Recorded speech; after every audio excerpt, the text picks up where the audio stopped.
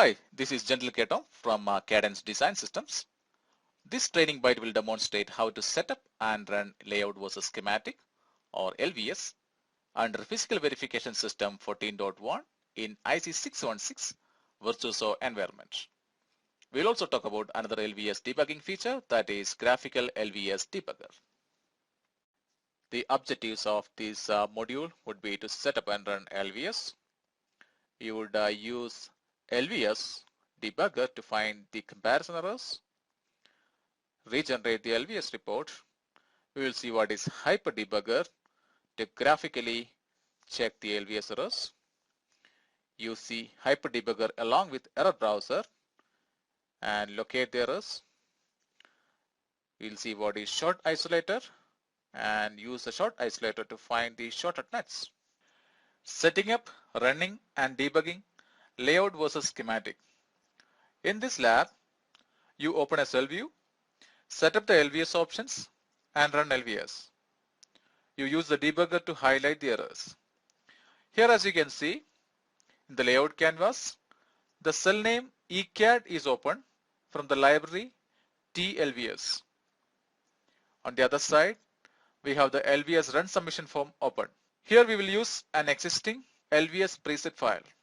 To load the file, load presets, and the load presets file browser window opens. The preset file we will use for this run is ipvs.lvs_preset. Open the file. The preset file is loaded now. As you can see here, in the section run data, run directory_lvs is loaded. Coming to rules section, lvs.rules file is open here. In the input, create GDS2 is set to ecad.gds and create spice netlist would be named as ecad.spicenetlist. At the input schematic section, we will leave the default df2 as it is. The CDL netlist we created would be named just netlist. Here in the output section, under the HCell settings, auto match is enabled to make sure that PVS do automatic cell correspondence. ERC report is set to ecad.sum and the LVS report is set to ecad.rep. Here, if you want to customize the report options available for LVS run, you may use a set button here. That would bring up LVS report options selector GUI, and there's a bunch of options available in this table. You may find the details on the LVS report options available here, either in the ILT documents or in the LVS user guide. Here we have one option enabled and nothing else. Cancel. Under additional output, make sure that create QRC input data is disabled for this run. Coming to LVS options, there is nothing specific for this run. Start LVS DE button is enabled and click submit. Override the existing directory. LVS run is in progress and the report window shows up. You can see the status in the LVS report window. As you can see here, the netlist comparison finished normally. LVS run is finished. Extraction has come out clean. Comparison results as reported few mismatches. You can open LVS debug environment by clicking yes. Let's close the report window. In the LVS debug environment, there are 4 tabs. Files will display all the netlist files and the log files, etc. The little yellow mark here shows that there are some shorts in the design. Extraction seems to be clean with the green button here. There are some comparison errors as well. Under Comparison tab, select Shorts and Opens. Do not expand the item. Make sure Group By is set to Category. As you can see here, in the bottom half displays the details of the errors highlighted at the top. Here, in the case 1, layout pin number 4 is shorting 2 schematic pins, namely S and R. Click on pin number 4 to highlight the same net in the layout canvas. As you can see here, it's highlighted in the cell JKFF. Similarly, click on the schematic pin S and this has brought up Virtuoso schematic editor with the corresponding schematic net name S highlighted. And as you can see here, the net name S is connected to 4 devices, MP13, MN14 and 2 devices at the bottom half. Not these 2 devices, MP13 and MN14. which we would probe in the layout canvas using the probing form in the pull down tools. Click on it and this has brought up the probing form.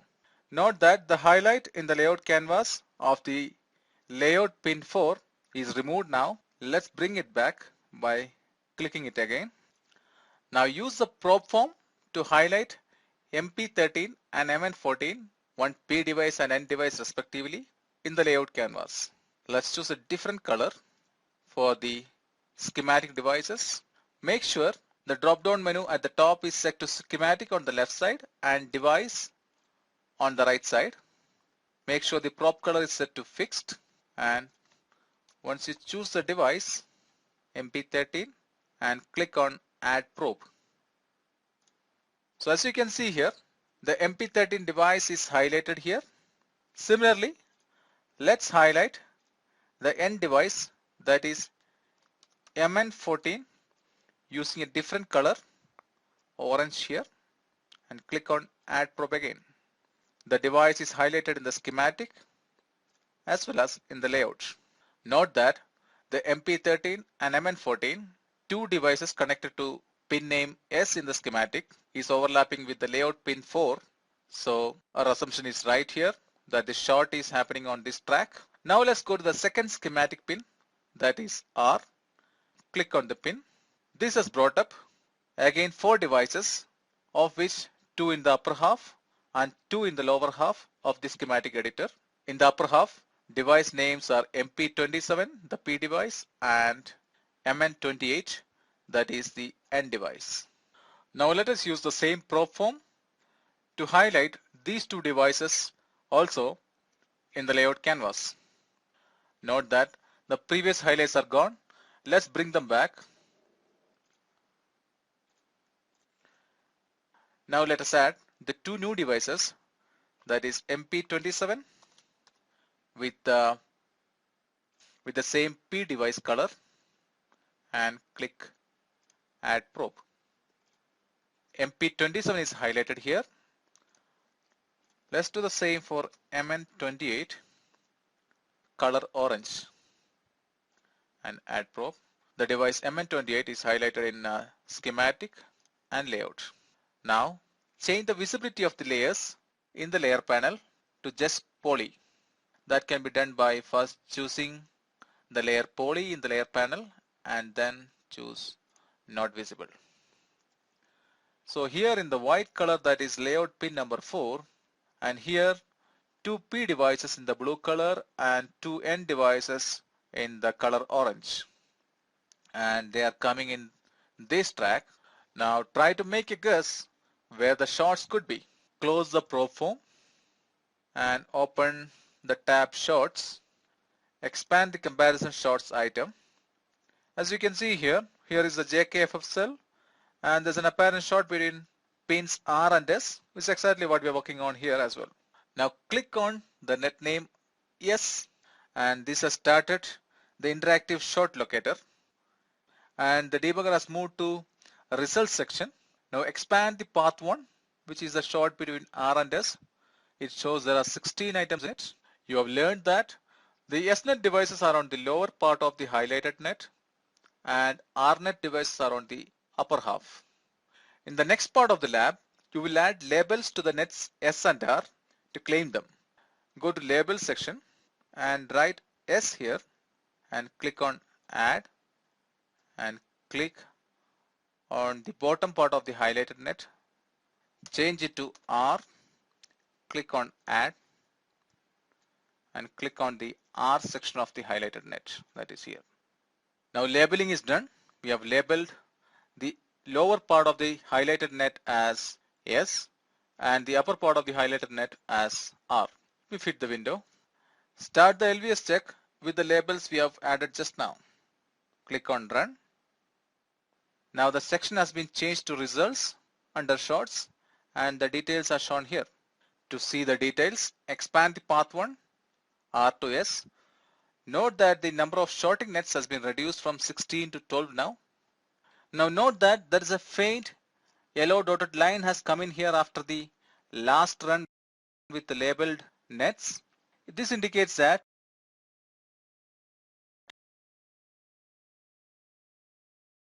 the short lies somewhere on this path and we need to debug that. Now let's walk down each item in the table from 1, that is a clear R definition on the top half, and let's look at random numbers. 3 is fine, looks like R. Coming to 5, that is still R here, and the next one, that is 6.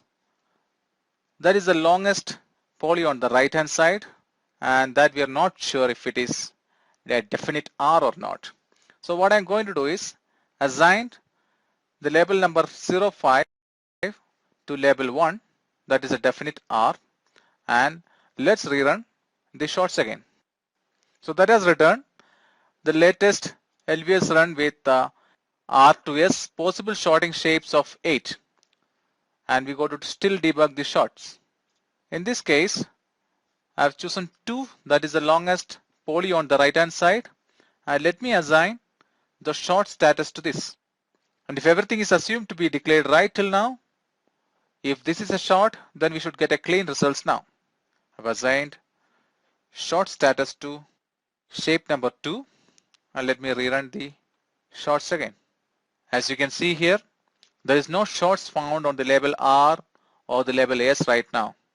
So this was the shorting shape, and we go to clean that. So this is one way of finding. Here we have used the tab comparison to highlight few nets, and then in the shorts tab we used the option label to narrow down the shorts location. Now let's go to graphical LVS debugger. Let's clear all. Go to comparison tab. Make sure shorts and opens item is selected here, and cell JKFF is visible in the layout canvas. To open graphical LVS debugger, go to tools and click on graphical LVS debugger. This brings up the graphical LVS debugger GUI. The graphical debugger is a composite of the device and net information from the schematic as well as layout views. Close the lock window at the bottom. Press F to fit the window. In the GUI of the graphical LVS debugger, the table on the right hand top corner displays which part of the composite view you are looking at, and this little table on the bottom left corner gives a summary of color coding used in the composite view. For example, the pink color represents schematic only net, the red represents layout only net, and blue represents the common nets.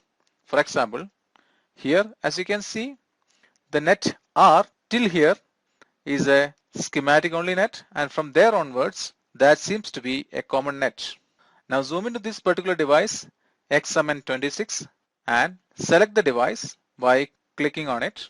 Notice that the nets and the device are highlighted now. You may choose to probe the selected nets and the devices by selecting probe selected objects under the probe drop-down. That would highlight the corresponding device MN26 in the schematic and in the layout. Coming to the error browser feature in the GLD window, as we discussed earlier, you could enable error browser from the Windows drop-down, and the error browser window shows up on the GLD window. You could actually click on any of the erroneous nets or instances in it, and that particular device or the net gets zoomed and highlighted in the graphical window. Also important to note that there's a cross-probing feature in the graphical LVS debugger. What it means is that once you highlight a particular net or a device in the composite view, if that is present in both schematic and layout or either of them, the highlighting in composite view would subsequently highlight the same in both schematic and layout view as well.